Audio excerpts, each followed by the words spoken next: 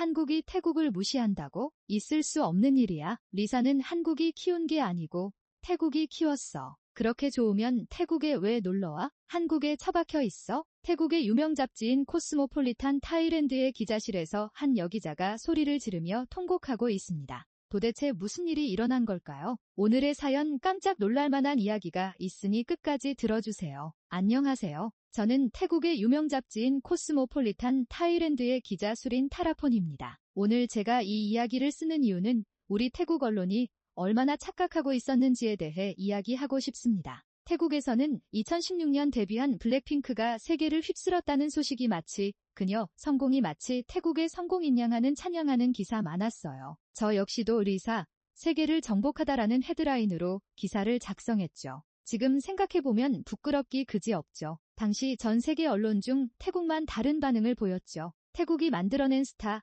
태국의 자랑이라는 내용이 본물처럼 기사가 쏟아졌죠. 하지만 그것은 태국의 부끄러운 자화상이에요. 리사는 태국이 만든 게 아니에요. 리사는 단지 태국에 태어났을 뿐이죠. 리사는 한국의 철저하고 완벽한 K-팝 시스템에서 훈련받은 사람이에요. 리사가 세계에 이름을 알릴 수 있었던 이유는 한국에서 체계적인 교육을 받았기 때문입니다. 특히 YG 엔터테인먼트의 아이돌 프로그램은 혹독하기로 명성이 자자하죠. 1에서 2년이 아니라 한 사람을 10년을 보고 교육을 합니다. 공교육 대신 아이돌이 되기 위해 연습 또 연습을 합니다. 이미 한국에서는 이러한 문화가 자리 잡고 있습니다. 글로벌 스타가 되기 위해서는 어릴 때부터 혹독한 교육 프로그램이 있는 곳은 한국이 전 세계 유일무이하죠. 그래서 아이돌을 하려면 한국행 티켓을 끊는 이유이기도 하죠. 괜히 가는 게 아니죠. 하지만 이러한 사실과 달리 태국 사람들은 애써 외면했죠. 자만심에 가득 차서요. 리사의 성공은 태국이 이뤄낸 성과라고 주장하죠.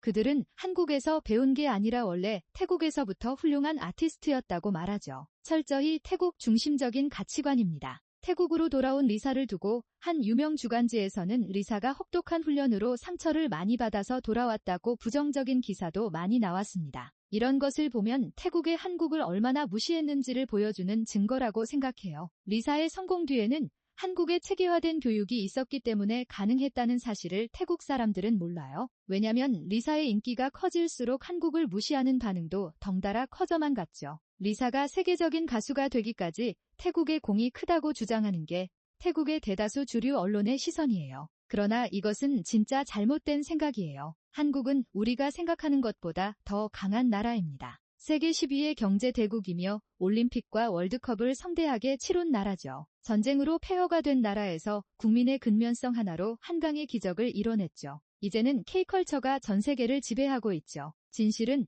항상 만천하에 드러나는 데는 시간이 문제죠. 리사가 한국을 떠나 태국에 돌아온다는 기사는 태국 국민들을 흥분시키기에 충분했습니다. 그리고 리사는 태국에서 활동을 시작했어요. 그러나 성공과도를 달릴 것 같은 리사의 결과물에 태국 국민뿐만 아니라 전 세계 팬들을 실망했죠. 블랙핑크에서의 리상, 홀로서기를 시작한 리사의 노래는 기대 이하였습니다. 로제의 노래 아파트가 전 세계를 강타한 것과 대비되죠. 리사 노래를 아는 사람이 있을까요? 시청자분들은 아시나요? 2022년 블랙핑크 미국 공연에 있었던 일이에요. 저는 회사 편집실에서 공연을 감상하며 기사를 쓰고 있었죠. 그때 제목을 생각해보면 태국이 낳은 리사, 전 세계인의 이목을 집중시키다 리사 공주였습니다. 지금 생각하면 너무 부끄럽습니다. 이러한 언론의 행태는 리사의 성공이 태국 역시 세계의 중심이 될 수 있다는 허황된 꿈을 꾸게 되었죠. 태국 내 유명 인플루언서들은 리사가 태국인으로 자랑스럽고 세계인들이 사랑하는 셀럽이 되었다고 말하고 다녔죠. 연일 방송에서는 리사 앞에 태국이라는 수식어가 따라다녔죠.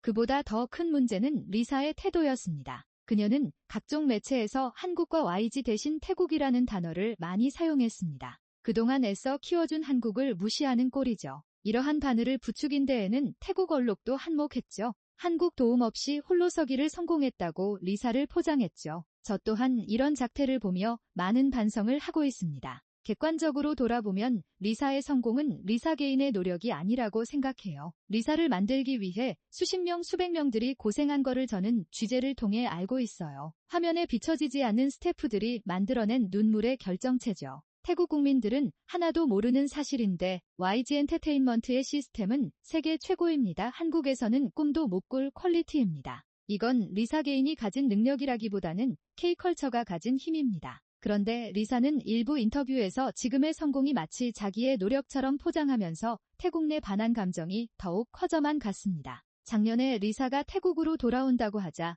태국 매스컴과 국민들은 들떴습니다. 세계적인 스타가 드디어 고향에 돌아온다는 기사들이 쏟아졌습니다. 리사가 돌아오는 날 공항은 마비가 됐습니다. 경찰이 공항 전체를 감쌌어요. 리사는 솔로 앨범을 준비하면서부터 문제가 생기기 시작했습니다. 아마 리사도 당황했을 겁니다. 한국의 시스템과 달랐기 때문입니다. 각 파트의 스태프들이 전문적으로 24시간 케어하는 시스템은 태국에는 없었습니다. 뮤직비디오 현장에서 문제들이 발생하기 시작했고 언론을 통해 하나씩 밝혀졌습니다. 태국에서는 24시간 100명이 넘는 스태프들이 리사 한 명을 위해 움직이지만 태국 고작 20명 남짓한 사람들이 나와서 리사를 케어했습니다. 그녀의 불만이 터지기 시작한 순간이었을 것입니다. 리사가 발표한 곡이 세계를 뒤흔들 거라는 예상과는 달리 결과는 처참했습니다. 눈부신 안무는 온데간데 사라졌고 발표한 노래는 표절 시비에 휘말리며 한순간에 묻혀버렸습니다. 그러면서 태국 국민들은 이제 하나둘씩 깨닫기 시작했습니다. 리사의 성공은 세계 콘텐츠를 호령하고 있는 태국의 힘이었다는 사실을 말입니다. 그들의 성공은 개인의 능력이 아니라 뒤에서 받쳐준 한국의 완벽한 시스템이 낳은 결과물에 불과했습니다. 가수의 덕목인 노래 실력부터 시작해 작사, 작곡, 편곡, 프로듀싱, 안무, 헤어, 메이크업 등등 수많은 요소들이 집합된 결정체가 바로 리사였습니다. 한국의 엔터테인먼트 시스템은 단순히 하나의 가수를 조련하는 것이 아니라 완벽한 콘텐츠를 만드는 데 초점이 맞춰져 있습니다. 리사 역시 선진국인 한국에 있다가 태국으로 돌아와서 느끼는 감정이 비슷했을 것입니다. 한국은 노래 하나를 발매하기 위해 수많은 아티스트들이 모여서 수정하고 보완을 반복합니다. 마지막 결과물이 나왔다 하더라도 YG 엔터테인먼트의 임원진이 하루아침에 거절할 수도 있습니다. 결과물이 중요한 것이 아니라 이 결과물이 시장에서 어떤 역할을 할지가 더 중요하기 때문입니다. 그리고 청소년들에게 미칠 영향까지 생각을 하죠. 리사 역시 조금씩 지쳐갔습니다. 음향시설은 한국과 비교할 수 없고 의상의 퀄리티나 안무의 연계성 등 하나도 마음에 드는 것이 없었습니다. 취재하면서 만났던 스태프의 말이 지금도 귀에 선명하게 남아있습니다. 한국을 하루아침에 따라잡을 수 없다. 우리가 한국을 따라가려면 적어도 30년은 걸린다고 말이죠. 한국의 엔터테인먼트 시스템은 어릴 때부터 교육을 시작하기 때문에 인성교육이 먼저라고 들었습니다. 인성이 잘못되면 시간이 지나면 바닥을 드러내기 때문입니다. 리사의 앨범에 가장 먼저 실망한 사람들은 누구도 아닌 태국 국민이었습니다. 인터넷에서는 블랙핑크의 노래가 예전보다 못하다는 반응이 대다수였습니다. 한국으로 돌아가서 좋은 노래를 만들어줬으면 한다는 의견이 쏟아졌습니다. 결국 리사의 재능은 한계가 뚜렷했고 현지 언론은 다시 한국을 찾기 시작했습니다. 그들의 성공은 한국의 힘이었다고 깨닫게 된 것이죠. 리사의 노래가 태국의 유명거리 카오산 로드 스크린에 연일 나왔습니다. 더 이상 리사는 태국의 아이콘이 아니었습니다. 팬들은 하나둘씩 발걸음을 돌리기 시작했고 인기도 예전만 못했습니다. 저는 태국 언론을 대표하는 기자로서 한국을 낮게 평가했다는 사실에 대해 반성하기 시작했습니다.